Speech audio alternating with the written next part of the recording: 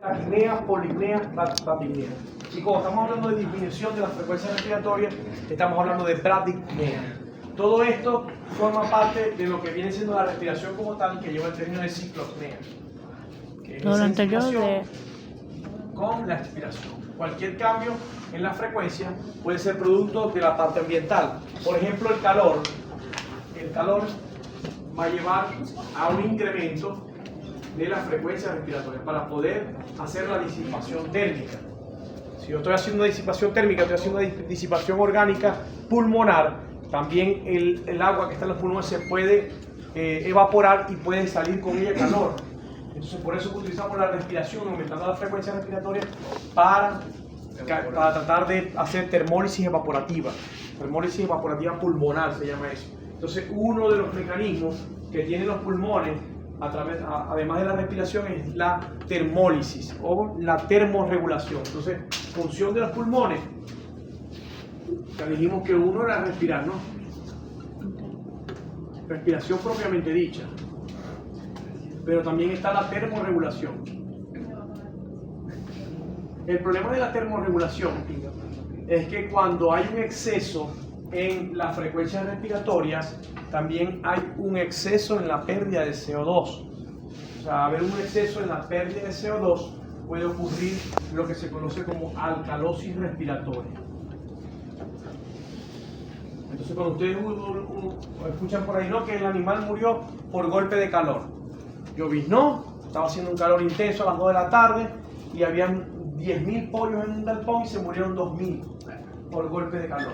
Pasa muy comúnmente en Agroolivar, pasa muy comúnmente en Kiri. En esta época se te mueren 2.000, 3.000 pollos en una tarde por acción del calor. Y eso ocurre porque hay una alcalosis respiratoria que conlleva a una alcalosis metabólica. Y entonces el animal muere por golpe de calor.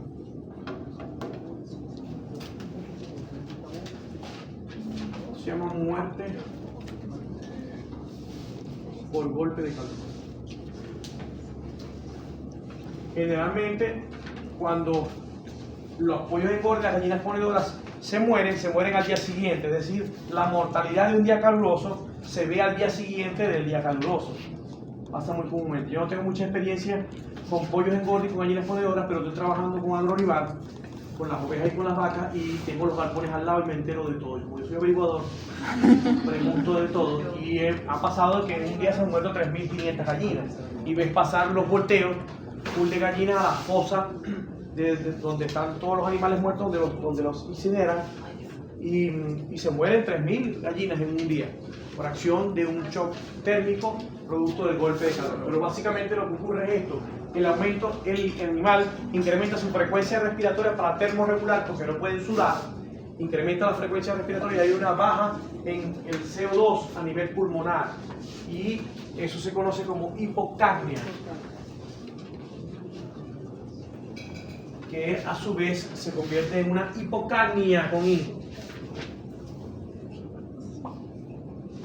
Y esa hipocapnia o disminución del CO2 hace un cambio en el pH que lleva la sangre a la basicidad o a la alcalinidad, produciendo una alcalosis metabólica que va a llevar a una muerte por descompensación del pH. Entonces, ¿qué se utiliza ahí? Tratar de acidificar los medios. Lo que se hace es que en el agua de bebida se coloca hielo. El agua de bebida, la gallina ponedora, se echan, no se imaginan, se busca un tanque de 2.000 litros y le echan un montón de tiras de hielo o de bolsas de hielo. Entonces ven a la gente, los camiones de hielo pasando para arribar, para ir cuando estamos en una tarde calurosa, y echándole hielo y se le echa un poquito de vinagre también para acidificar un poquito el medio y entonces contrarrestar un poquito el cambio ese del pH bajo. Esto es, pero pH alto. Esto es pH alto, ¿no? La alcalinidad. Entonces con ácido suave, como el ácido acético al 3%, el vinagre, se puede hacer ese cambio. Mientras que si estamos en presencia de frío, donde hay una disminución de la frecuencia respiratoria, puede ocurrir lo contrario, va a ocurrir una acidosis respiratoria, que va a llevar a una hipercapnia o incremento del CO2 en pulmones, entonces CO2 bajo, aquí el CO2 alto, se va acumulando, uno empieza a respirar más lento y se va acumulando. Mucha de la gente que se ahoga en los mares gélidos cuando hay alguien una embarcación que se hundió, no se mueren por ahogamiento, se mueren por hipotermia. Se mueren por hipotermia porque ocurre una acidosis respiratoria que lleva a una acidosis metabólica y la persona muere por acidosis.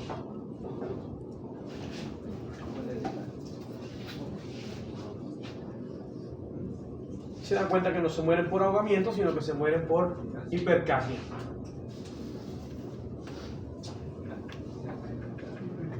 Baja del pH, muerte por frío.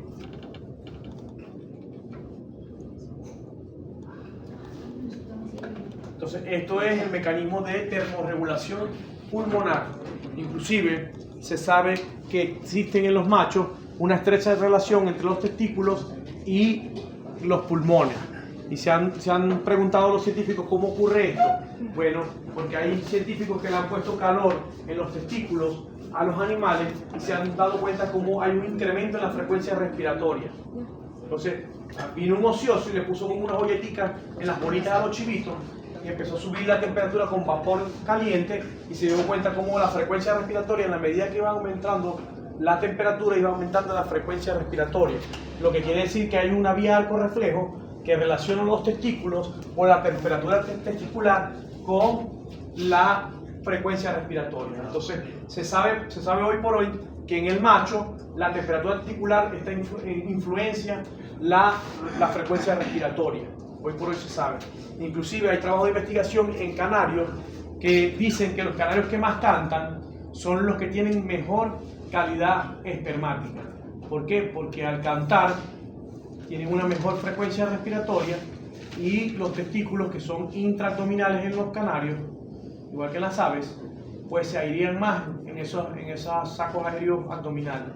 Entonces los canaricultores escogen los canarios machos de acuerdo a la calidad de canto, es decir, entre más canten, mejor es la calidad espermática y mejor va a tener una cantidad de crías. Por canario, no está dañada aquí, la tengo dañada. Este es el mecanismo termorregulación pulmonar, es decir, es un mecanismo evaporativo, un mecanismo que utiliza el agua. Cuando yo incremento mi frecuencia respiratoria, estoy incrementando la tasa de evaporación. Cuando se evapora 1 gramo de agua, se pierden 540 kilocalorías por cada gramo de agua evaporado, es decir, que se está perdiendo consigo calor. Recuerden que una caloría no es más el incremento de energía o la energía necesaria para incrementar la temperatura del agua un grado, de 15 a 16 grados Celsius. Eso es una caloría. Por eso que cuando hablamos de caloría estamos hablando de energía en forma de calor. Los pulmones también tienen la función de servir en el metabolismo de muchas sustancias. Por ejemplo, una que es muy importante en la reproducción, que es la prostaglandina F-suctos alfa, es metabolizada a través de pulmones. Entonces, cuando yo pongo una inyección de cloprocenol o de Lutalide o de cualquier prostaglandina, estoy activando los pulmones para que la metabolicen rápidamente y la destruyan. Entonces, en reproducción ustedes van a ver que la prostaglandina que se produce a nivel del endometrio uterino no viaja en sangre a través de la circulación mayor, sino que ella va vía contracorriente desde la arteria uterina hasta la arteria ovárica para producir la luteólisis. Recuerden que esta hormona, no lo han visto, pero esta hormona es importante en la muerte morfológica y funcional del cuerpo lúteo, que se conoce como el término de luteólisis. Entonces, esta hormona es muy importante para producir la muerte de un órgano endocrino transitorio que se llama cuerpo lúteo y es metabolizada a nivel pulmonar. Entonces, el pulmón, además de respiración, además de termorregulación, también tiene funciones de metabolismo, también tiene funciones de acciones bactericidas, es decir, también se segregan sustancias que son bactericidas. Y por último, y no menos importante, está también la función de formación de surfactante alveolar. El surfactante alveolar se produce generalmente en el recién nacido. Este surfactante alveolar es el que evita la atelectasia. Profe, ya tiene la clase. ¿Tiene la clase? Sí.